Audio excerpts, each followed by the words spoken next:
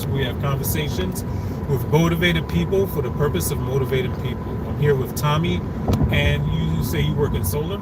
I do work in solar, yes. Okay. How'd you get started in that? A little bit of interest and a little bit of luck. So I studied mechanical engineering in school. Okay. And really it was going with engineering.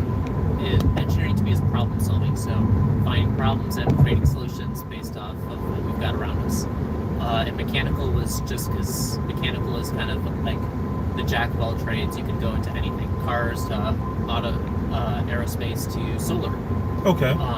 And for me, I always thought the renewable energy industry was one I wanted to pursue. And I had a friend who worked in it, who lined me up with someone else who ended up hiring me later on. Interesting. So it sounds like you've really been interested in that field for a very long time. Yeah. Cool. And like going to school, like did you know exactly like everything that you wanted to do? No, part of college to me was trying to figure out what I wanted to be. I started off in environmental engineering. Okay. So I always had the environment in my head, but I didn't know where I would find my niche. That's interesting. So like, what do you really like about your job the most, would you say? So my company, we specialize with solar development on brownfield sites. Fancy term, all it means is old coal mines, old landfills, super fun sites, kind of areas where we've destroyed the earth, where you can't develop on it. But if you're super careful, you can put solar on it. And so part of my job that's exciting is I do all the design layouts. Okay.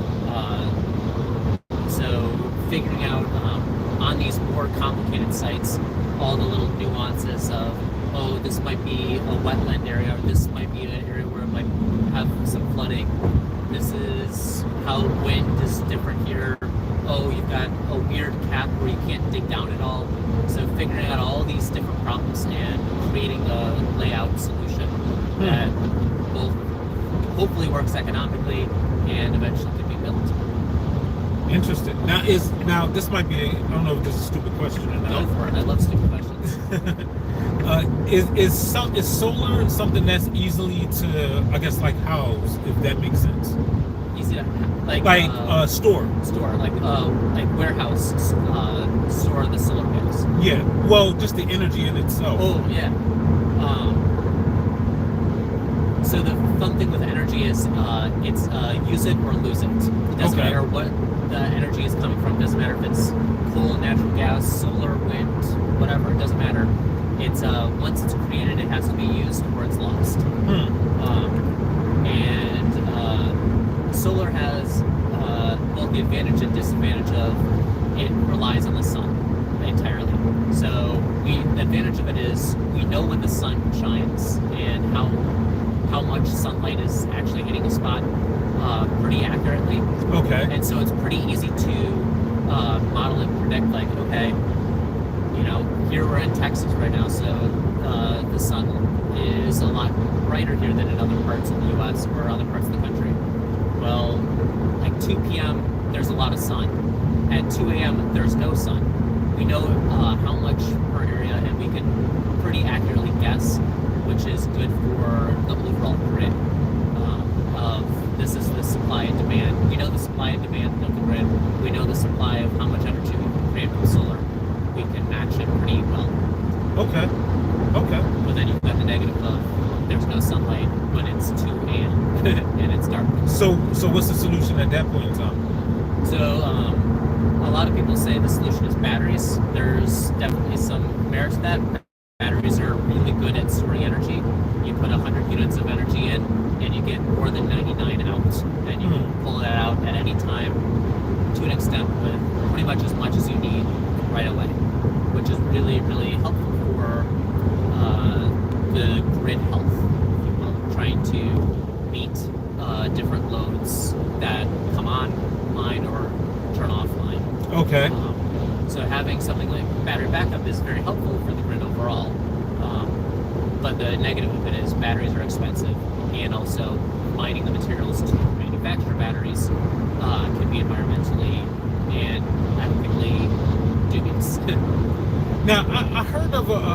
company, I honestly forget what company it is, but I think that what they're doing with old batteries, they found a way to like recycle them. Yeah. Or something like that. Yeah, recycling batteries is definitely a thing. The majority of the components inside a battery can be recycled.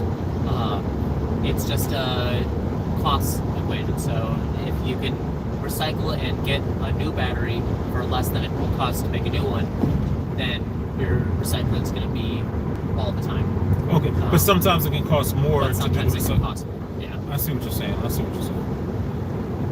But as global economics change, a lot of the parts of a battery we don't get here in the U.S. You have to import them from other countries. And as different laws and regulations and different climates for different countries change, those prices can fluctuate dramatically. Interesting. So, like, isn't it? Well, I don't know. Is it true that like nuclear energy could be like stored more? Sort of. Nuclear is a great form of energy, especially the way that we do nuclear in the U.S. Where the safety standards are really high, and it's important that you have really high safety standards for nuclear because if something goes wrong, you have a Chernobyl. You have, I mean, it's ungodly amounts of energy, and we can't stop it if it goes crazy. So it's really important to have these safeties with it. So back to your question though, yes, in the sense of it's easy to modulate up and down. Nuclear energy, it's you can kind of imagine like fuel for a car. You can add more fuel.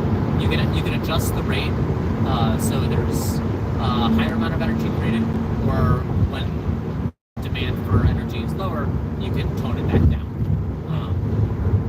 And so in a way, you can kind of think of it like fuel in a car, where like you press on the gas, there's more fuel consumption, giving more power, but it's also obviously it's not gasoline in there. It's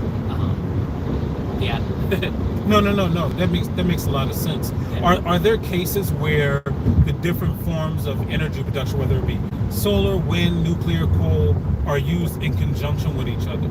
Absolutely. So our grid is a combination of all of those power sources at all times.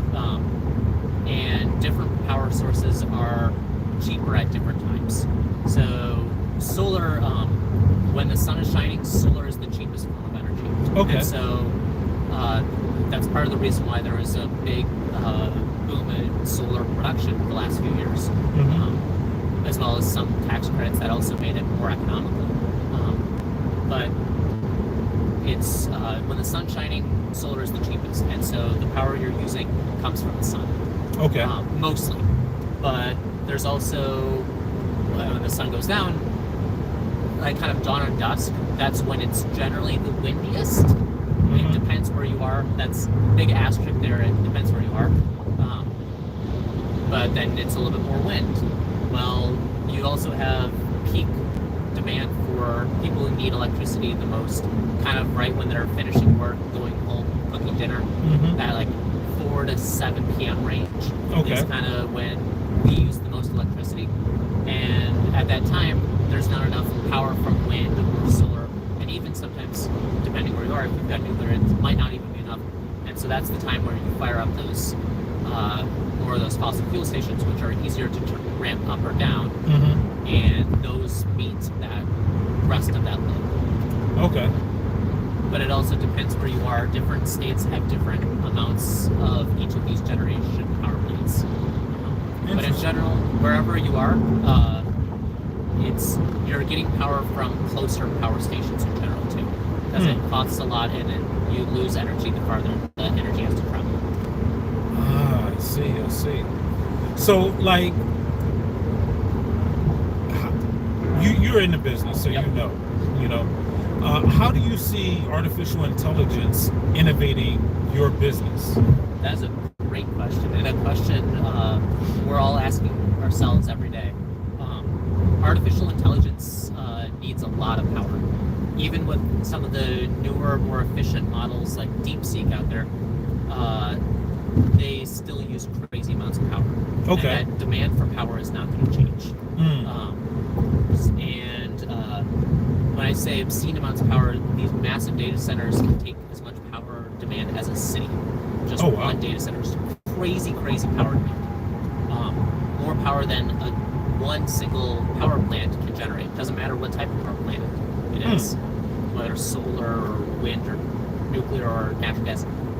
These these data centers take massive amounts of power. Okay. And there's an economics to scaling it with different production near you. Okay. That's the AI business, and I'm not in the AI business, so I'm not gonna go too deep in there. Okay, no, that's fine. What you're saying, it makes a lot of sense. But you think that if it takes a lot of energy just for the data centers, like how can it keep up? Yeah. How's that even possible? And I don't know. It seems like it would be a complicated thing. It is. It's a very complicated thing. And at the end of the day, the power is going to have to come from somewhere. As the demand for power goes up, and we're slowly trying to build up our supply growth is not matching our demand growth, and so prices are going to go up. Now, I heard about something called liquid cooling. Liquid cooling, yep. And I guess that would help the data centers function a lot better, I'm assuming? Yeah, so... If you could keep... I'm sorry. I guess, I'm trying to word this correctly, though. I apologize. No. Because I'm not a tech person, right? It's all good. But if you could keep everything cool, so to speak, then it will run more properly. But will that, in turn, have it use less energy? And will it still work efficiently? That's a many-part question. Oh, I'm sorry. And no, it's all good. I love it. I love it. Absolutely.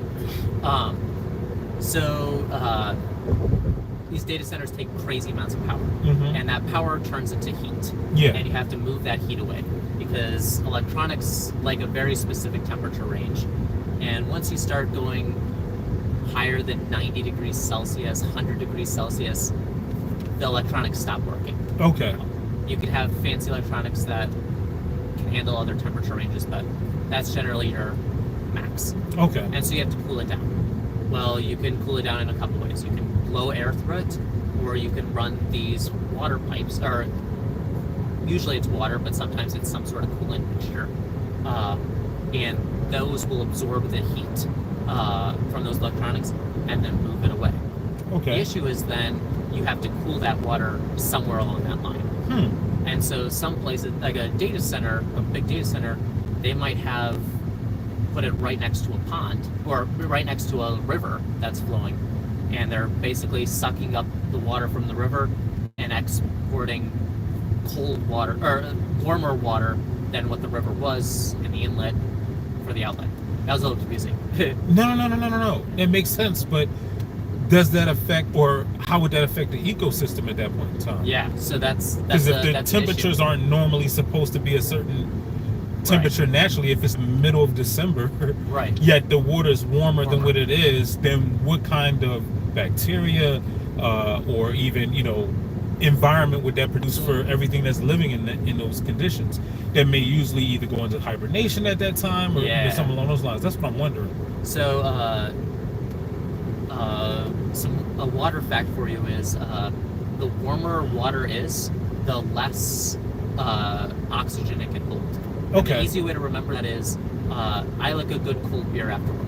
Okay. You like a cold beer, you don't like a warm beer. True. Why? Because when it warms up, there's no bubbles. Cold beer can hold, or I'm using beer, or it could be a soda, or it could be or just anything. A cold liquid is better at holding onto gases, and so for like which a river makes sense ecosystem, because of the temperature can make it release. Okay. Exactly. So for like a river ecosystem, when the water gets warmer, there's less oxygen in the water, which can really hurt a lot of fish. Some fish that are not as well adapted won't be able to breathe as well. Makes or sense. Might not be able to breathe at all and die. But then it also can affect, the big indicators are your amphibians and your reptiles, especially your amphibians. They're very prone to different temperature changes or basically any environmental changes. Those are your indicator species, if you will, Okay. where they'll show you watch those species and they'll tell you if something's wrong with that environment. Okay. That's how you. That's the environmentalist, conservationist person in me. How I would identify those things. That's amazing. So I'm assuming that you're a really valuable piece at your company. I like to think so. I hope so. So let me ask you, like, so for everything that you studied in school, Yeah. are you using that stuff on your day-to-day with your job? Or is some of the stuff that you learned or some of the classes that you took completely pointless? A lot of classes I took for this job are pretty much pointless. Really? Yeah. Which is a little bit of a bummer, but I studied mechanical engineering. Part of that joy is you have to learn how to do anything, and that major is supposed to prepare me as much for the automotive industry as the aerospace industry, as the solar industry. I see. And so, there is some overlap. Math is math, but most of the time we live in the computer age. Computers can do math a lot faster than I can do math. Okay. And so a lot of these things have been built out with different programs or algorithms or Excel spreadsheets. Excel spreadsheets are always used. And these skills are, I would argue that while some things from engineering definitely are useful, I wouldn't say that's a critical threshold if you're interested in that industry. You can definitely, you don't need a full engineering background to apply or to learn more or even get a job. Interesting. So, do you worry or are you concerned that some of the things that you did learn will either become obsolete or that you'll just never use it at all and you'll forget it? Or is that... Yeah, for sure. There's some things I can tell you now that I've forgotten from school. I don't remember every single aspect of every class, of course. Mm-hmm. And it's you use it or lose it. I already said that one, but Mm-hmm. No, it's true. It's true too. It's I don't remember all these crazy derivations and integrals in calculus because I don't use them very often. I don't use them at all, really, in this industry. But I think, like with a lot of things, if I needed to relearn it because I did all the hard work of learning it first, you think it'll come back faster. to you easy? It would come back a lot easier. Makes sense. And so where do you see like the whole like solar industry over the next, let's say, 10 to 20 years? Absolutely. It's a growing industry. Regardless of your political beliefs or regardless of your beliefs of solar, it's growing purely because it's the cheapest form of electricity. Even cheaper than wind? It's cheaper. It depends where you are. If you're in a really, really windy spot, Mm-hmm. no. Okay. But overall, in the U.S., solar's the cheapest. Across the board? Across the board. Okay. Yeah. It's on average, it's the cheapest in the world. So anywhere you go in the world, on average, it would be solar is the cheapest. Some places not so, but on average. Which form is the most profitable? Most profitable? That's a good question. There's too many factors to give a straight answer on that one. Okay. It depends. Even within the solar industry, there's parts that are more profitable than others. I'm more utility scale, so our economics are not as profitable as, say, residential. Residential, it's such a smaller scale that you're able to, it's more expensive per unit of electricity that you're generating, and so just because the prices are on average higher, it's going to be a little bit more profitable. While something with more utility scale, they care about what's the bottom number per unit of energy. That's a make or break number. It's a little bit more competitive. You have to number stand out. That's interesting. So even within of the different forms of energy, Yeah. they have, I guess, like other avenues to where as though there are some that are more profitable and there's some that are less profitable, Absolutely. depending on what the actual, I guess, job is. Exactly. And it also depends on your location. Here in Texas, there's more sun, so you're getting, for every solar panel, you're getting more electricity that you're able to sell than, say, if you were in. Okay. That doesn't mean solar doesn't work in Alaska. Our company actually has a site in Alaska. It works. We make money off that site. But isn't it true that like Alaska has like a certain time of the day where it's just majority nighttime, or a certain time of the year rather? Yeah. During the wintertime, Alaska, it's really dark, and we don't make a lot of money in the wintertime in Alaska. Okay. But in the summertime, Alaska has a lot more sun, and we would make a little bit more money that way. Okay. Man, that's interesting though. You really know your stuff though. Thank you. No, because I could tell that you're really passionate about like what you do. And if you didn't have that same passion, then you would probably be miserable or just, not even want to even talk about it. It would just be a job that you're taking. But Right. I feel like every industry needs an individual like yourself, because you'll work more efficiently at it. Absolutely. If you didn't like what you're doing, your day-to-day, course of, your business, it just wouldn't be effective at all. Right. Like, what does a day-to-day look like for you? Oh, it changes all the time. But that's kind of the joy and fun of it. Yeah. It doesn't get boring. There's parts where it gets. I mean, I'm not going to say that every day is a dream, because there's days that it's a grind, or you're doing tedious work and it's a little bit frustrating. But or a lot of times projects might fall through because some permit changed or some law changed or whatever, and you put all this effort in, and now the project is over. So you without can't being built. Oh, okay. And so there's definitely days like that where it's a little bit less encouraging.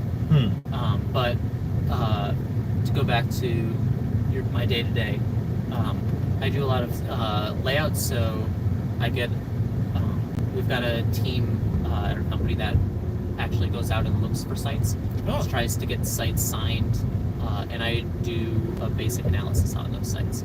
So basic analysis includes, I look at all the environmental factors. What's the slope of, what's the topography, where's the water, where's flood zones and wetlands and drainage channels and all these sort of things. Look at all these different factors. Maybe a protected area, wildlife protected area. Consider all these areas, and I go, this is the area you can actually put solar here, and this is the numbers that you care about. This is the how many acres that is. This is how many megawatts. That's a fancy term. That's basically how many panels that we're putting on there. Okay. How much. This area is a really sunny area. This area is not a very sunny area. This is how much electricity we're able to sell. Does the angle of the, I guess, plate matter? It does. Oh, okay. Ideally, you want the sun to hit the plate at a 90-degree angle. Okay. And this little, not really secret rule is, if whatever your latitude is, take the latitude and subtract 12, and that's roughly what you want your angle to be. But what about just the rotation of the Earth? Like, wouldn't that change the angle that the sun hits it? Yeah, so... is there a way to move the plates to stay on that angle no matter, like, based off of time of day? Absolutely. To keep it more consistent? So there's, those are trackers. So you've got fixed tilt. So it's basically what you're describing first with, you've got just a panel and it's on a racking and it's not moving. Okay. Then you've got trackers. So there's one type that's single axis tracker, so it'll kind of go east to west. It'll be facing south. We're in the northern hemisphere, so it'll be facing south because that's where the sun is most of the day. And it's going to slowly rotate from the east to the west as the day progresses. Then there's even fancier 2-axis trackers that adjusts at another degree. So it's not just east and west, it's also adjusting the north-south tilt as well. And that's maximizing it's tracking the sun. a little bit more tech. And so for each of those step ups, you've got different. They get more expensive, but you get more power out of it. Yeah, but I mean, even if it is more, it's more expensive to your company, or It's more the person expensive that to purchased build it, to get the materials for it, build it, and even operating. But I mean, cost wise versus like the profit that you make, it still should be more beneficial, right? Yeah, that's a. I'm sorry. Oh, all good. No, what were you saying? That's an optimization. Access trackers are. You usually get about 15% more power that you can sell. Okay. Or 15% more energy you can sell, and it doesn't cost quite as much as 15%. And so generally that's the best. However, it depends on your area. Your biggest factor is your weather. Okay. And so So the weather areas, can, even the wind itself can adjust it absolutely, and make it okay. Yeah, that makes sense. Or even just a rainy day if it's more cloudier than usual. We like rainy days actually. If it's a dusty area in general, we like rainy days because the rain washes the panels for us. Okay. Kind of just solar panels are, you can think of them as glass. Or a mirror. They're kind of like a mirror, just like it's glass. Like the glass in your house, it's like 80% of the panel is actually glass. That's what it is, at least. Mm-hmm. It's if you touch it, it feels like glass because that's what it is. Mm-hmm. And just like in your house, if your window's dirty, you don't see out the window very well. If the solar panel is dirty, it doesn't. Not as much sun gets into the magic parts of the panel that makes electricity. Oh, okay. Man, I never knew that. That's interesting. This is exciting for me. I love talking about this and inspiring people, like teaching people things. Now, let me ask you this: Do you control a team of people yourself? Nope. I work with a lot of incredible people, but I don't manage anyone. Okay. Specifically. Do you have the ability in your job to be able to move up to a position like that? Yep, definitely. Is that the goal for you? We'll see. I'm still relatively young in my industry and career. I always go by the thing, like, there's no age limit on success. So, I mean, I've seen people in business thrive very quickly at a young age, and I've seen people even at older ages. Everybody has their own specific time frame. Exactly. That is for them specifically. Yeah. So where you say you're very young, but you never know. You could make it to a higher level relatively quickly. Yeah. And even the limited time I've been at this company for about a year and a half. Okay. Even that year and a half, my roles and responsibilities has definitely increased a lot. And I'm being compensated accordingly, which I appreciate as well. That's good, but then that just goes to show you that if people are willing to put more on your plate, that shows that they actually believe in you. Yeah. I talked with one individual who talked about the pressures of getting promotions. Yeah. And basically what they were saying was that they sometimes don't always believe in themselves, but at the same time, if the people above you believe in you, then that should say something. Yeah. Because they wouldn't final push. Well, yeah, because they see something that you might not be able to see, but they know, all right, this person has got it. Yeah. And through you going through your day-to-day with your job, they see how efficient you are. They say, oh, wow, this person's even better than I thought that they would be. Yeah. Let's give them more. And so a lot of times when people are offered more in their position that they are, is to prepare them for a higher level anyway. Yeah. Which I think would be a great thing, especially for someone like yourself. Yeah, I definitely am. I like the company I work at. I think the company I work at does a lot of good things right. I feel seen. I get to work with a lot of different people from all kinds of different backgrounds and all kinds of different parts of the company that I work in. And there's generally there's an environment of, I can teach you something, you can teach me something. We learn together. We make this industry better together. That's good. Yeah, I can believe you probably be at your company for quite some time. I mean, in working in business, I've discovered personally that, you work better environments around people who you like, who you're working with. Yeah. And when you put all your focus into, you know, the things that you like about your job instead of Yep. people focusing on the things that they don't like, you know, if the thing that you don't like outweigh the things you like, you probably should find a new job. Yeah. And I feel like a lot of people just stay at a job because they feel an obligation to, or because Yeah. it pays them a certain amount of money, but it just makes them less effective. Yeah. How hasn't, how this, I don't know if this is a weird question, but like, how hasn't your passion for it worn off? Like, it doesn't seem like you have gotten bored with it, or you just, Yeah. you don't seem jaded by it at all. It just seems like something that you get really excited about Yeah. even more. So how do you keep that excitement, that How do I keep excitement that level? excitement? That's a great question. How do I keep that excitement? You know, it's a there's a lot of new in that industry.